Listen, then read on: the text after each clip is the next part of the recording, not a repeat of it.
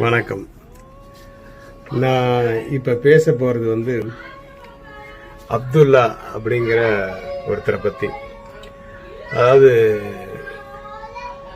எந்த ஒரு வேலை கொடுத்தாலும் அதை திறம்பட செய்யக்கூடியவர். அவர் ஒரு ப்ரொடக்ஷன் அசிஸ்டண்டாக தான் எனக்கு தெரியும் முதல்ல.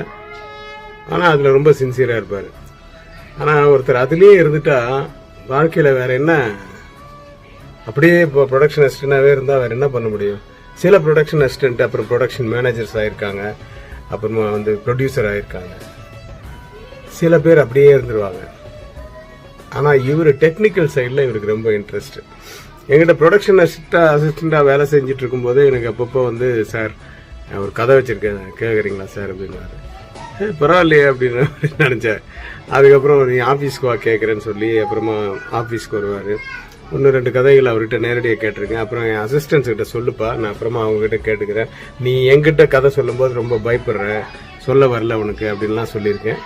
அதுக்கப்புறம் வந்து பாட்டு எழுதியிருக்கேன், பாட்டு பாடுவேன், பாட்டு கவிதை எழுதுவேன், அதெல்லாம் சொல்லி எழுதி கொண்டு வந்து கொடுத்துருக்காரு. ஸோ இவருடைய முயற்சிகள் வந்து விதவிதமாக இருக்குது. டெக்னிக்கல் சைடில் வரணும் அப்படின்றதெல்லாம் நல்ல முயற்சி.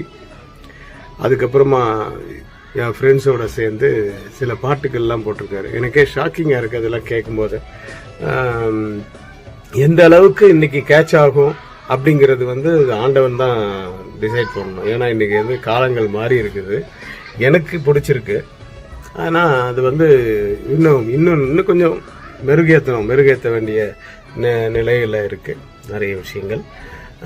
அவர் மேலும் மேலும் வளர்ச்சி அடைய ஊக்குவிக்கும் அந்த நண்பர்களுக்கும் ரொம்ப நன்றி. வாழ்க அப்துல்லா. உங்களுடைய தொழில் என்னவோ அதை செஞ்சுக்கிட்டு உங்களுக்கு எது சாப்பாடு கொடுக்குதோ அதையும் செஞ்சுக்கிட்டு இந்த வேலையிலையும் கவனம் செலுத்துங்க. நீங்கள் மென்மேலும் வளர்ந்து பெரிய ஆளாகணும் அப்படின்னு நான் வாழ்த்துறேன். தேங்க்யூ.